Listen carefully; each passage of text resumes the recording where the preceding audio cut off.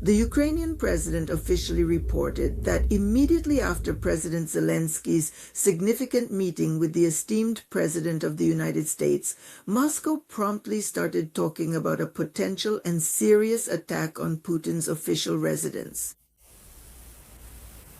It's obvious that for the Russians, if we don't have a scandal with the US, but we do have progress, for them that's a failure.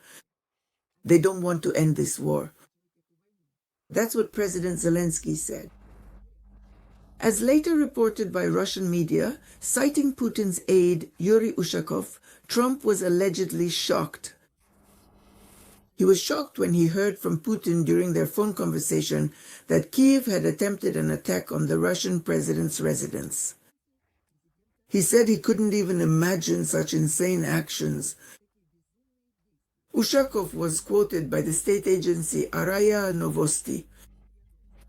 Donald Trump confirmed that Putin had told him about the attempted attack on his residence in the Novgorod region. Do you know who told me about this? President Putin. Early in the morning, he just said that he was attacked. That's bad, said Trump. He added that now is not the best time for all this. At the same time, he admitted that the claims about the attack might be false, and that there were no attacks. So how is that? These are presidents talking after all. It's not us telling these stories, right? Sometimes we're told fakes, fake news, some things you should listen to, some things you shouldn't. And here, the president of Ukraine says, and Donald Trump confirms, that yes, Putin told him about the attack, but most likely it's a false attack, that nothing actually happened. Zelensky called the statements about an attack on Putin's residence in the Kremlin a lie. He also warned that the Russians might be preparing another attack on government buildings in the center of the Ukrainian capital. He reminded that this had already happened on the night of September 7th, when during a large-scale combined Russian attack, an Iskander missile hit the Cabinet of Ministers building, as was reported at the time to the Ukrainian service of the BBC at the Ministry of Internal Affairs of Ukraine. The Russian Iskander was specifically targeting the government quarter.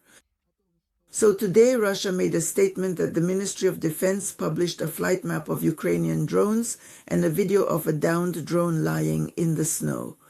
And Russia used the claim of an attack on the residence in order to threaten a tougher stance in negotiations, which are already complicated by a number of issues. At the same time, Moscow has not publicly provided any convincing evidence of the attack. The conclusions of American intelligence coincide with Ukraine's position, which denies Moscow's accusation. According to the US, Ukraine attempted to strike a military facility in the same region where Putin's residence is located, but not near it, noted an American official familiar with the intelligence data. American intelligence possesses a comprehensive array of sophisticated methods to continuously monitor Russian airspace, its extensive military activity, and any potential attacks on its sovereign territory, including through advanced satellite surveillance systems and other cutting-edge technologies, radars, and intercepted communications. Meanwhile, the head of the Air Defense Missile Forces of Russia's Aerospace Forces, Alexander Romanenkov, previously stated that the attack targeted Putin's residence in the vast Novgorod region during the late night of December 28th to December 29th. Powerful strike drones were actively employed in the recent attack. Russia claims that 91 drones attacked Putin's residence, but they were shot down over the Bryansk, Smolensk, Tver, and Novgorod regions. 91 is no joke, it's not just one. It's 91. Well, maybe at the Russian ministry they just added a 9 to make it sound more impressive. Because it seems like they're actually talking about just one. Let's think about it. Let's see what the Russian military is reporting. The Russian military says that the Ukrainians launched UAVs from the Sumy and Chernihiv regions, and they shot them down. There are no casualties or destruction on Russian territory. So what is this really? Of course, some people want to keep the war going. We've already talked about this with you a few days ago. The war isn't going to end, I keep telling you this. No matter what anyone promises you, the sweet carrot is always dangling in front of your nose. And you sniff it out and chase after it, repeating that the war is about to end. It won't end. No way, it's not going to end the war. The war will go on, this endless push and pull. It will last 10 years between Russia and Ukraine. It's profitable. It's profitable for the Ukrainian oligarchs. It's profitable for the Russian oligarchs. They keep stashing away more and more money, and billions are needed to buy a ticket, to buy their way into another country. Putin's El Dorado, where all the presidents have already gone. After all, even the Western press today is asking, what happened to Putin? Some kind of artificial intelligence, not a president. Do you realize that artificial intelligence has already been recognized? That it was artificial intelligence who spoke, or rather met with people on New Year's Eve? With Russians, and they're saying the same thing in Kazakhstan. These aren't my words. This is what Western media are writing. Yes, in Europe, they're writing that both the Kazakh president and the Russian president are artificial intelligence. And what about Donald Trump? Is he artificial or just a double? So all the presidents. And when did we start talking about this, you and I? Yes, a long time ago. All the presidents have run away. They've fled.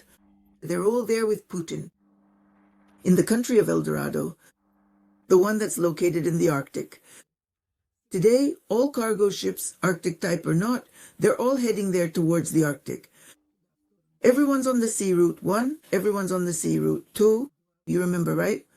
Someone was bombing someone else too. But no one was really bombing.